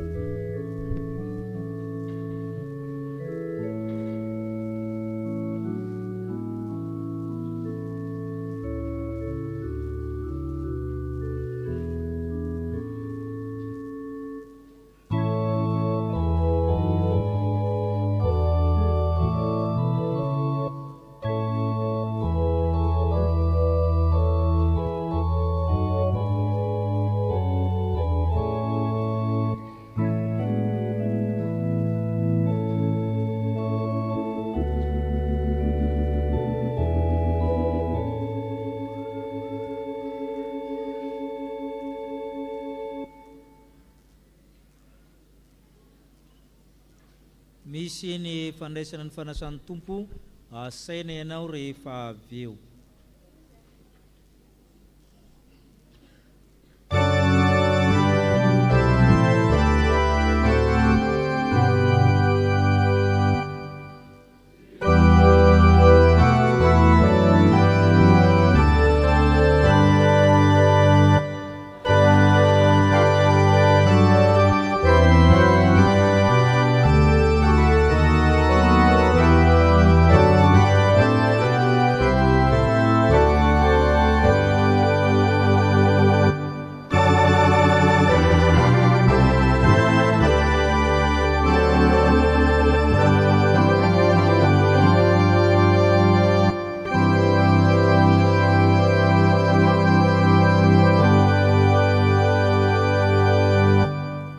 Oraitsika nira mialoso aorinitsy odrano.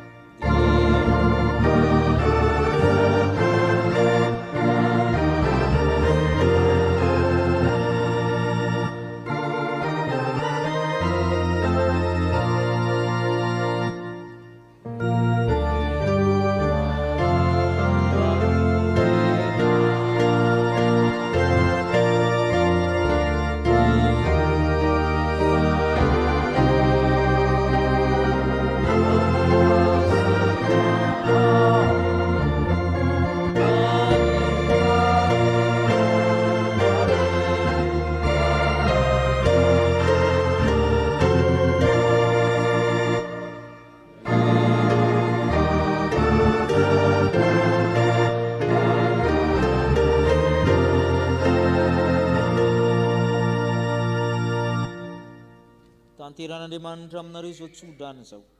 Fiadanana eo anareo, fitiavana mba amin'ny finoana avy amin'Andriamanitra sy Kristy Jesosy. Fahasoavana eo anareo rehetra tiany Jesosy Kristy amin'ny fitiavana tsy mety levona. Hotahina raha mandeha, hotahina raha mitoetra, hotahina raha miditra, hotahina raha mivoaka ny tokantranonareo. Amen.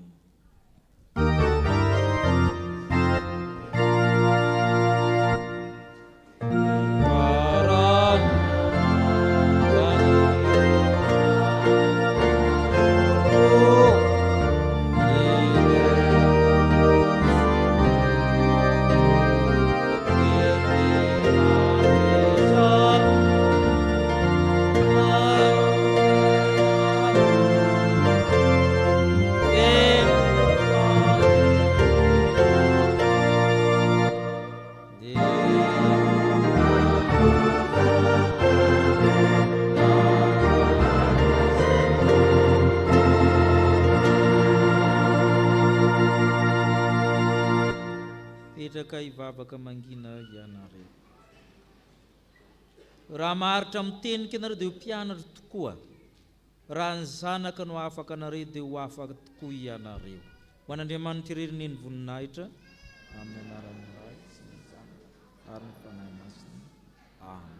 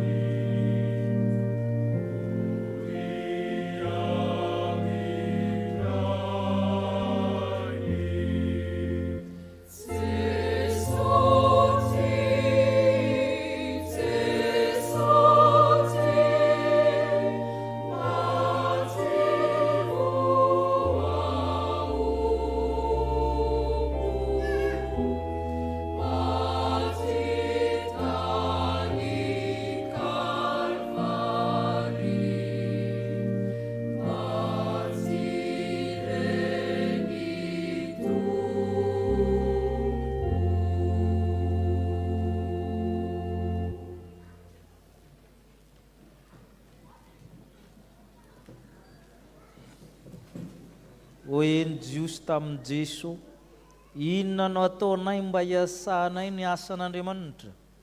Jesosy namalaka anao hoe izao no asan'Andriamanitra, dia ny inonareo izay ny raha dia hoy ireo taminy, inona ny famantarana ataonao mba inonay anao? Inona moa no asa ataonao? Ny razantsika ny inona ny manantananefitra araka ny voasoratra hoe mofo avy any an-danitra no nomeny azy hohanina. Io Jesosy taminy. Lazaiko aminareo marina dia marina tokoa, tsy Mosesy ny nanomenareo ny mofo avy tany an-danitra, fa ny raiko ny manomenareo ny tena mofo avy any an-danitra. Ny mofon'Andriamanitra dia ilay midina avy any an-danitra ka manome fiainana ho an'izao tontolo izao. Izaho ny mofonaina izay manatonay tsy mba honona ary izay mino atsenga etaeta intsony hoe Jesosy Kristy Tompo. Mivelatra aminao antsika izany mofonaina izany manambara ny sakramenta masina izay manambara ny Kristy izay natolotra ho antsika ho famelan-keloka ko asan-drato amin'ny tompo ny fonareo. Mety tsy mahavonjy ary tokony antenanao vinany misaotra anao fa tombony tompo mpanjaka ny mpanjaka ianao Jesosy Kristy, le manafaka anay. Ny teninao koa dia teny mpanafahana, manana ny fahefana rehetra nan-danitra sy te-antany ianao, ka noho izany dia feny fiderana anao anamiraho ny lanitra ny ety ambony tany sy nanambamin'ny tany. Ireo kerobima sy ny serafim rakotry ny ela, ny arkanjely, ny mpaminany, ny apôstôly, ny martiora, ny olona efa sambatra naminao, mianta aminao zay tompony mba omeny feny marobe ao an-danitra, ka hisantotra ny fanjakana sy ny fibina masina manao hoe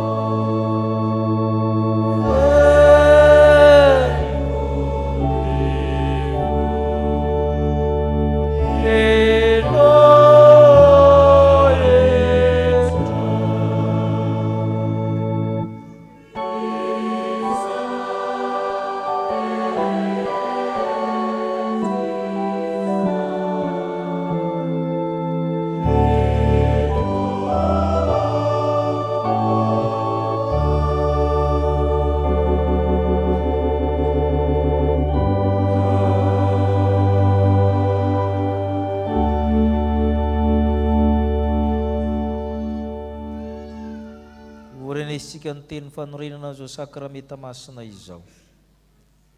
Fa i Jesosy Tompo tamin'ny alininy izay namadina azy dia nandray ny mofo, ary rehefa nisaotra izy dia novakiny ka ho izy raiso hano, ity ny tenako izay omena ho anareo izao natao ho fahatsiarovana ahy. Dia araka izany koa ny kapoaka rehefa niny dia hoy izy, misy toa amin'ity ianareo rehetra fa ity no rako dia mifanekena vaovao izay latsaka ho an'ny rehetra famelan-kely. Izao no atao fahatsarovana nahovinana misotro ianareo. Fa nahovinana ianareo no mitinina ny tomofo tony sy misotra amin'ny kapoaka, dia manambara ilay fahafatesan'ny tompo ianareo mandra-piaviny. Amen. Ivavaka isika angataka ny fanahy masina atsiaro ny asa-pamonjen'i Kristy. Ry tompo ranay izay nandanitra indreto izay manao ny fahatsiarovana nahatongavany zanaka olona, ny fijalian'ny fahafatesany fitsangana amin'ny toerany maty, izy miakatra amboninahitra ary mifona mandrakizay ho nkavanany ray, miasa ho amin'ny fahafahana ho anay. Miandry sy mitalao amin'ny firenena izahay ka taio tanteraka sakramenta masina zao endry Kristy tokana, Kristy le tamteraka, Kristy le natena indray mandeha monjy teo amin'ny azo fijaliana tamin'ny alalany ary miaraka aminy. Ry tompo anay izay nandanitro, oka mba hiasa aminay ny fanahy masina, le fanahy ny faminanina, le fanahy mahery, izany fanahy izany manamasina mamelona mahary ary menay ny fanomezam-pahasoavana rehetra. Ko mianta aminao zay ry fanahy masina ry fanahy ny Kristy, amasino ny mofo manambara amin'ny tenan'i Kristy, amasino ny torak'izay amin'ny divay manambara ny ran'i Kristy. Fa nao Andriamanitra kosa atateraka ny teny zanako malalanao satria amin'ny alalan'i Kristy sy miaraka amin'ny Kristy, ary ao aminao Andriamanitra ilay tsy tokoa mba mifiraisina amin'ny fanahy masina ny laza sy ny voninahitra rehetra mandrakizay. Amen. Ny mofo izay vakitsika dia firaisana amin'ny tenan Jesosy Kristy tompontsika izay novakina ho antsika. Ko satria iray ihany mofo, isika rehetra koa dia tena iray na dia maro aza, fa isika rehetra dia samy mandray avy amin'izao mofo iray izao avokoa. Ny kapoaka amin'ny fisaoran'izay zorantsika dia firaisana amin'ny rano Jesosy Kristy tompontsika. Ny rano fanekena vaovazaina latsa no hoantsika.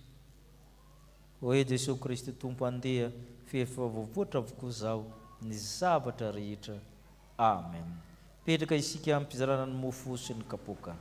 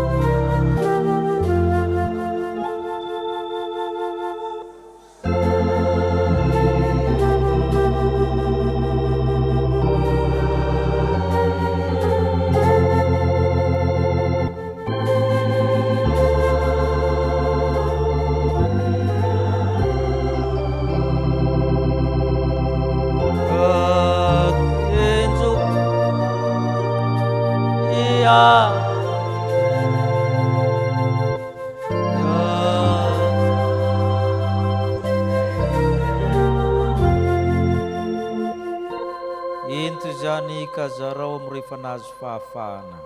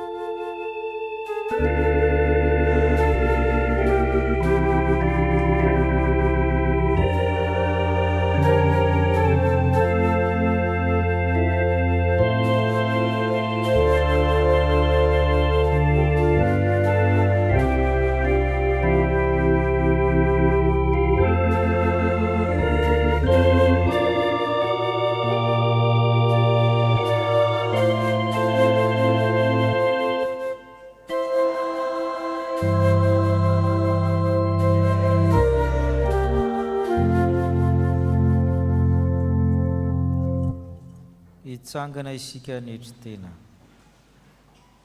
Vaoka isika imompo amin'ny fanetretena manao hoe Tompo tsy metrika tao hoe Tompo tsy metrika tevitra. Tompo tsy metrika tsika faminatavatra. Kanefa ho ela hoe sy manatona sy mba ho lafo. Eto no anoloranao anay mofinaina rano velona.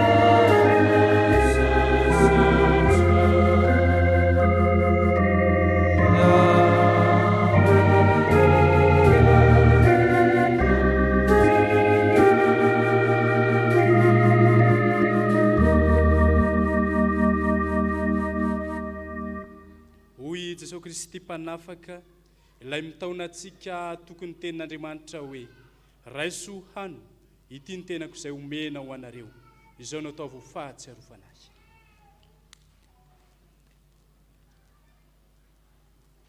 Raiso ny tenako ny tenina ho an'ny rako ho fiainana.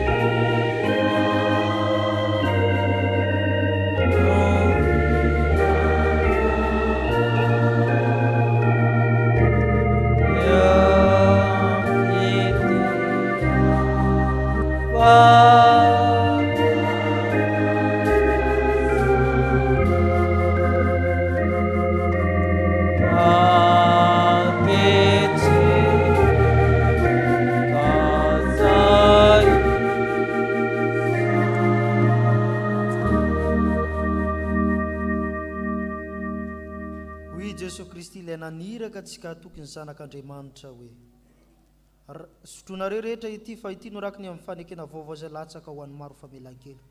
Zao no atao fahatsarovana na ovinana no misotro ianareo.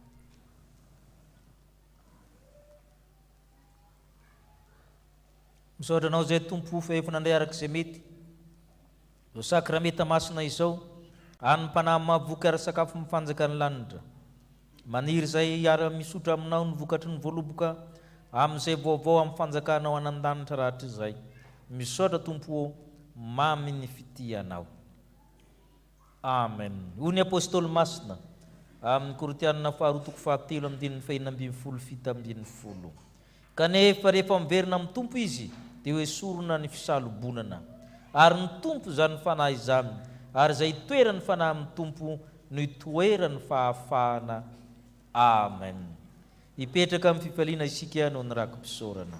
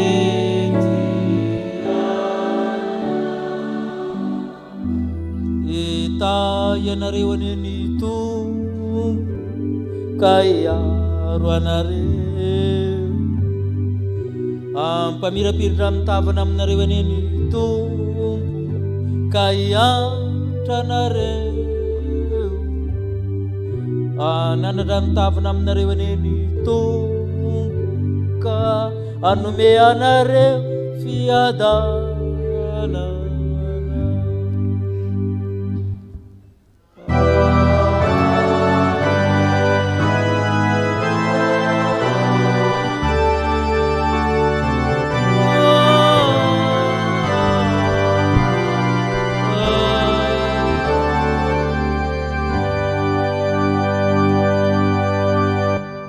Petraka ivavaka mangina isika.